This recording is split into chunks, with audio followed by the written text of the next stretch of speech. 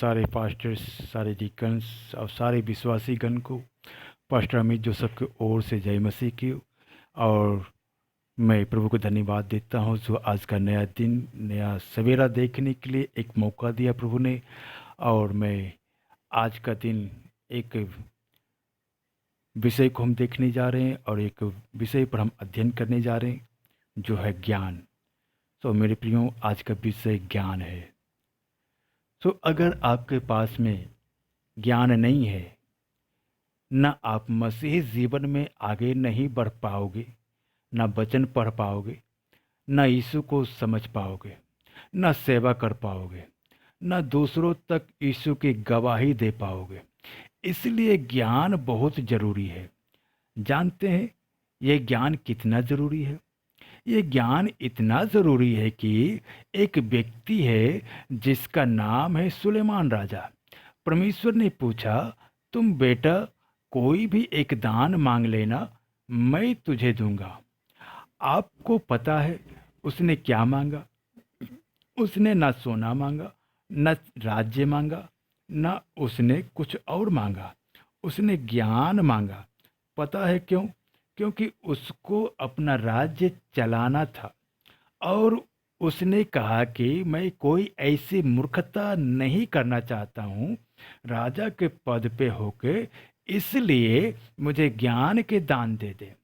और आपको पता है परमेश्वर खुश हुआ और ना केवल उसको ज्ञान दिया, बल्कि उसे पूरी दुनिया में उसको इतना फेमस करा कि आप बाइबल में उसकी चर्चाओं को पढ़ते हैं। साथ ही साथ मुझे यह भी एहसास हो रहा है कि ज्ञान आज की तारीख में अगर पास्टरों के पास, बाइबल टीचरों के पास, वर्कशिपर लीडरों के पास में, विश्वासी दास दासियों के पास में अगर नहीं है तो वे बेड़ा गर्क कर देंगे, उल्टी सीधे बातें सिखाएंगे। और जिसके लिए आज हम देख भी रहे हैं। और उसके वजह से मैं बहुत सारे विषय पर वचन अध्ययन भी कराता हूँ या सिखाता हूँ। ज्ञान होना बहुत जरूरी है। होशे की किताब 4 अध्याय के 6 पद कहता है, मेरे ज्ञान के ना होने से मेरी प्रजा नाश हो गई। याद रखें, उसको परमेश्वर ने नाश नहीं किया, न बीमारी ने नाश किया, न महामारी ने नाश किया, न कोरोना वायरस ने नाश किया। उसको उसके ज्ञान के ना होने के चलते नाश हो गया। और साथ ही साथ ये देखिए, वो नाश इसलिए हो गया क्योंकि लिखा है कि तूने मेरे ज्ञान को तुच्छ जाना है। इसका मतलब है परमेश्वर के ज्ञान को तुच्छ जानना, और जिसके चलते वो नाश हो गया। आगे देखिए, मुझे 20 साल मिनिस्ट्री में हो गए हैं। मैं बाइबल को 20 साल से पढ़ रहा हूँ। और पढ़ते पढ़ते मुझे बाइबल में 3 प्रकार का ज्ञान दिखता है। मैं दोबारा बोलता हूँ, मुझे 3 प्रकार का ज्ञान दिखता है, नॉलेज दिखता है।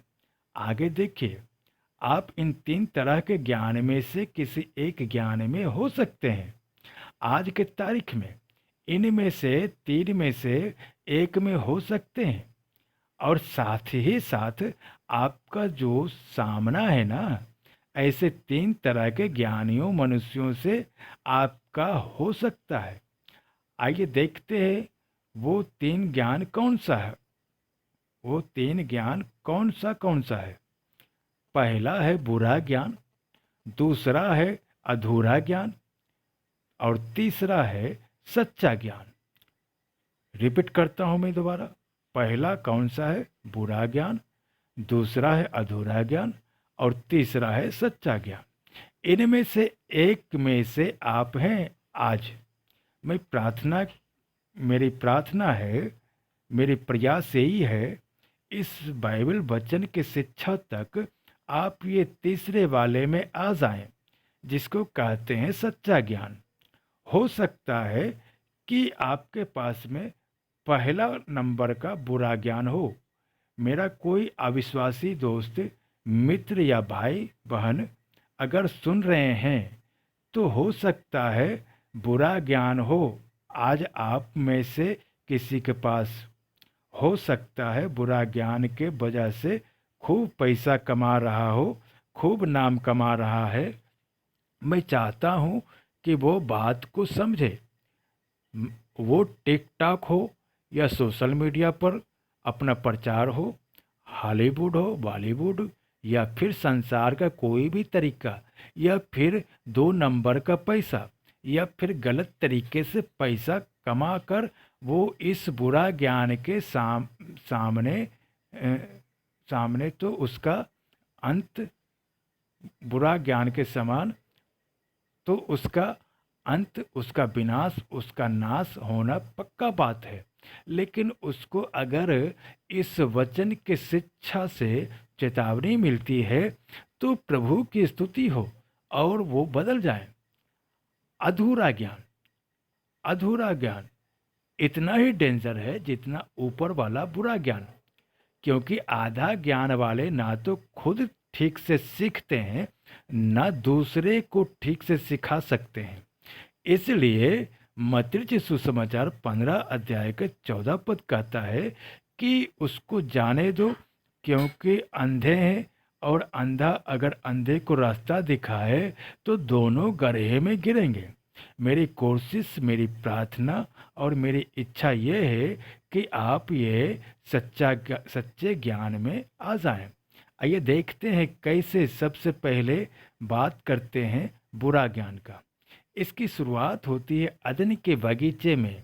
आप जैसे इस वचन को देखेंगे, उत्पत्ति 3 अध्याय के 4 से 5 तक में हव्वा और शैतान के बीच में एक एक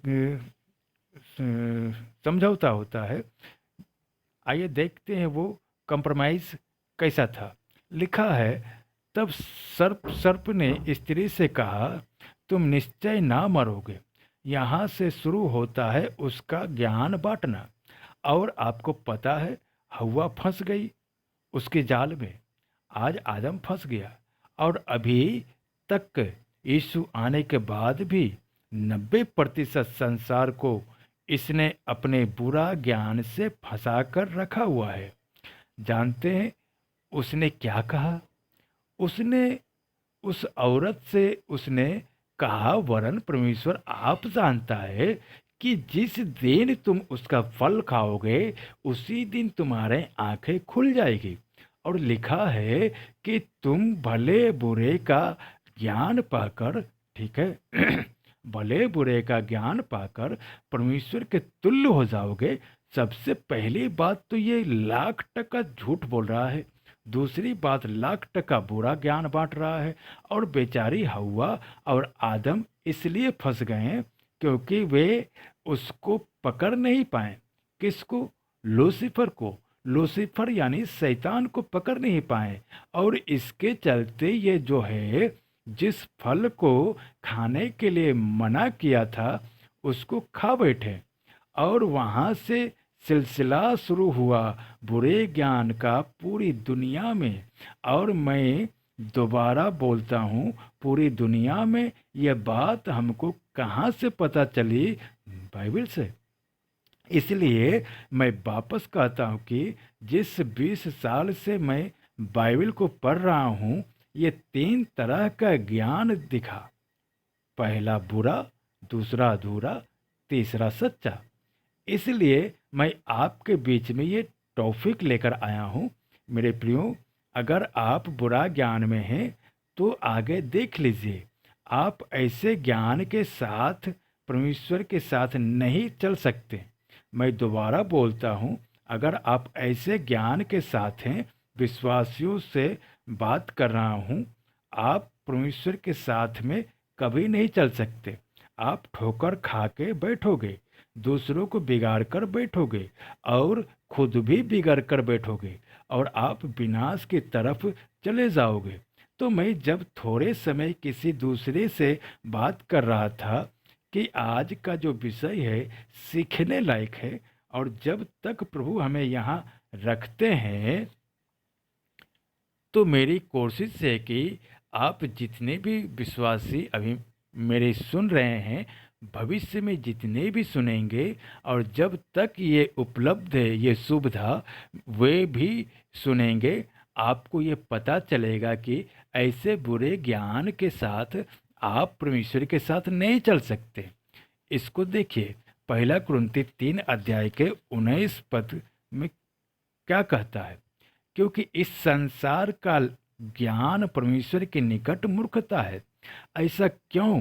क्योंकि ये शैतान की तरफ से है, इसलिए ये प्रभु कहता है ये मूर्खता है और मुझे ऐसा ज्ञान बिल्कुल पसंद नहीं है।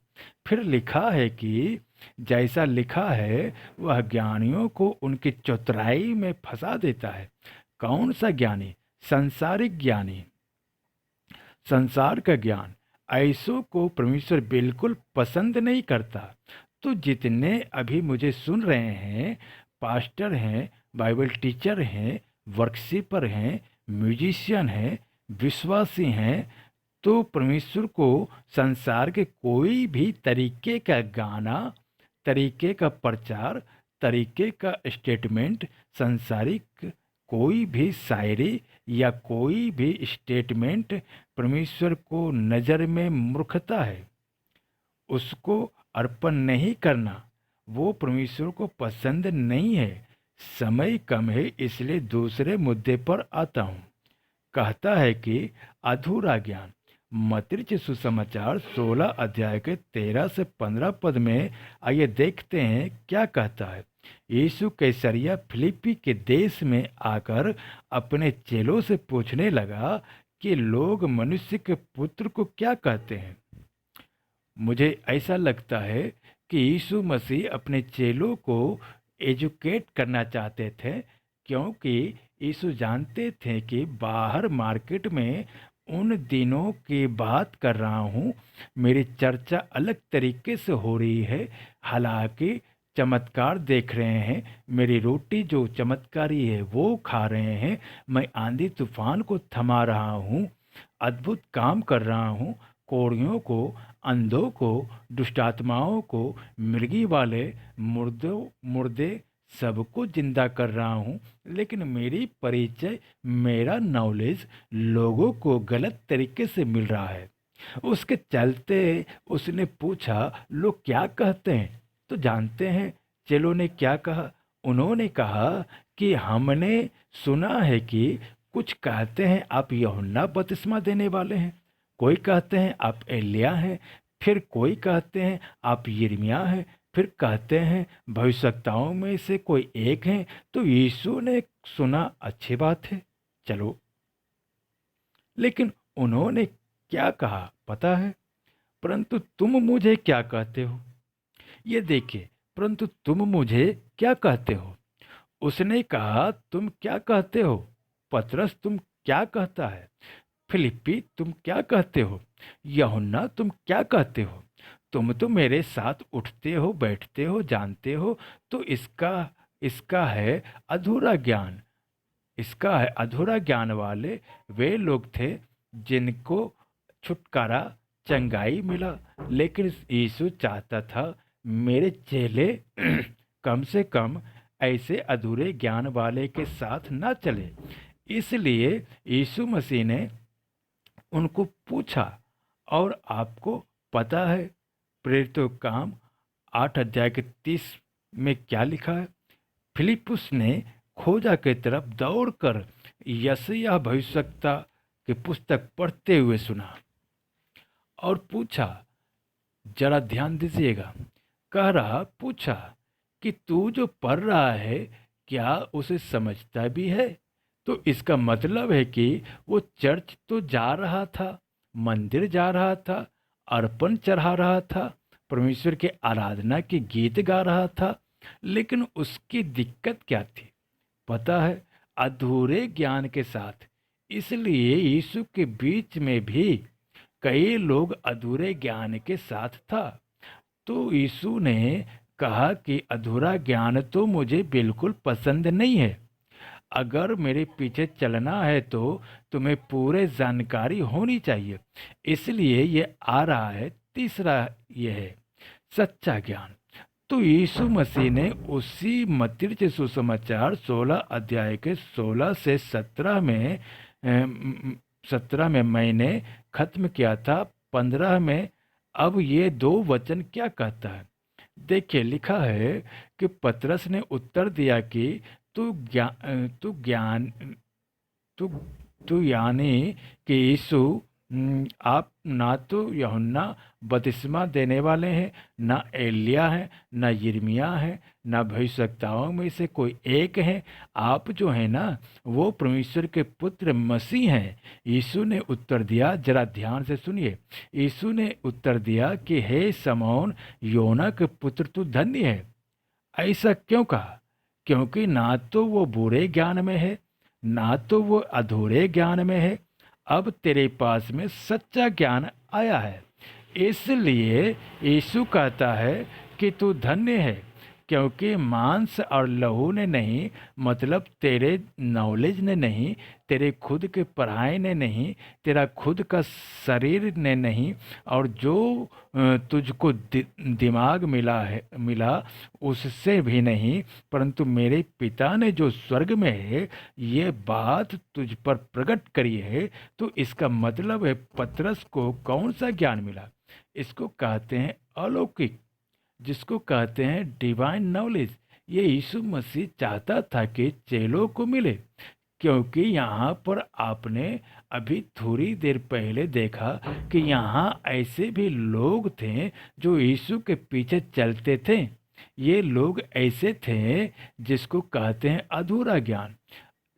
जब ऊपर से ज्ञान आया तब ये मिला सच्चा ज्ञान। तब यीशु कहता है कि ये तुझे मेरे पिता ने बताया। अब आगे देखिए, एक व्यक्ति जिसका नाम है स्थिफनियुस, आप इसको जानते होंगे। इसके बारे में मुझे बड़ा अच्छा लगता है। ये आदमी कहता है, प्रेरितों के काम 6 अध्याय के 10 पद में कहता है, परंतु उस ज्ञान और उस आत्मा का जिससे वह बातें करता था लोग उसका सामना न कर सके। इसका मतलब है ये जो व्यक्ति है ना स्थिफनियुस, इससे शास्त्री फरीसी जब सवाल करते थे, ये व्यक्ति ऐसा था प्रियो, जब इसका साथ विवाद होता था तो लोग इसके सामने टिक नहीं सकते थे। हालेलुया। हो धन्यवाद यीशु, धन्यवाद यीशु, धन्यवाद यीशु। टिक नहीं सकते थे, क्योंकि ऐसा नॉलेज, ऐसा ज्ञान जो प्रभु ने उसको दिया था, जिसका वो सामना ना कर सके।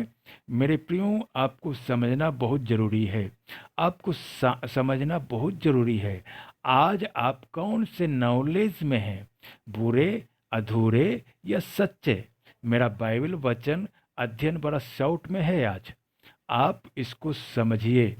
प्रियो, मेरा मकसद आप सभी के पास में इस तरह के सभी विषय पर एक ही रहता है कि आप प्रभु के वचन में, ज्ञान में, नॉलेज में मजबूत हो जाएं, सामर्थी हो जाएं, ताकि जो विरोधी लोग हैं उसका सामना कर सके। मैं आप सभी को कहना चाहता हूँ, आप किताब में ढूंढते ढांढते हो, आप कॉमिक्स में ढूंढते ढांढते हो, आप परमेश्वर के नॉलेज में बढ़ो, बाइबल पढ़ो, नॉलेज में बढ़ो। आप सब कुछ कर रहे हैं, टाइम पास यहाँ वहाँ घूमना। अब आपको बुरा भी लग सकता है, लेकिन ये सब सच है। क्या करें? इसलिए तो लिखा है न कि ज्ञान के ना होने से मेरी प्रजा नाश हो रही है। आप बचाने की कोशिश कर रहे हैं, थोड़ा कड़वा, लेकिन समझ में आएगा जरूर, और आपका इसमें फायदा भी है। मैं बोलता हूँ, कल को चुप हो जाऊंगा, लेकिन आपको आपके लिए सोचना है। स्टेफनियुस ऐसा ज्ञान से भरा था कि इसके सामने कोई ना टिक सका। ये ऐसे ज्ञान से भरा था, इसको कहते हैं अलौकिक ज्ञान, डिवाइन नॉलेज। ये चीज प्रभु आपको देना चाहता है। मेरी पढ़ाई कितनी है आप लोगों में कई लोग जानते हैं, 5वीं में 2 बार फेल हूँ। परमेश्वर मुझे अनुग्रह देता है। शायद कुछ लोगों को नहीं पता है जो अभी अभी बने हैं प्रभु में। आप शायद नहीं जानते हैं, मेरी पढ़ाई में हम काफ़ी कमज़ोर थे, लेकिन कई जगह पर परमेश्वर बड़े बड़े लोगों के बीच में खड़ा कर रहा है वचन सिखाने में, और कई जिला में परमेश्वर मुझे घुमा रहा है। आपको कहने का कोशिश क्या कर रहा हूँ कि परमेश्वर का अलौकिक ज्ञान होना बहुत जरूरी है। प्रियो, यहाँ पर मैं समाप्त कर रहा हूँ। आप में से आप में से कई लोग हैं न जो प्रभु के वचन हमेशा पढ़ते हैं। तो जितना हम प्रभु के वचन को हम पढ़ते हैं, उससे 10 गुना ज़्यादा प्रियो समझने में लगाना है, क्योंकि अब वो समय देर नहीं है जब प्रभु हम सभी को लेने आएंगे। इसलिए हमें अधूरे ज्ञान में नहीं, बुरे ज्ञान में नहीं, बल्कि जो परमेश्वर की ओर से सच्चा ज्ञान मिलता है, उसको पाने के लिए आप लालसा के साथ दौड़ते चले जाएं। प्रभु इस वचन के द्वारा आप सभी को आशीष दे। जय मसीह।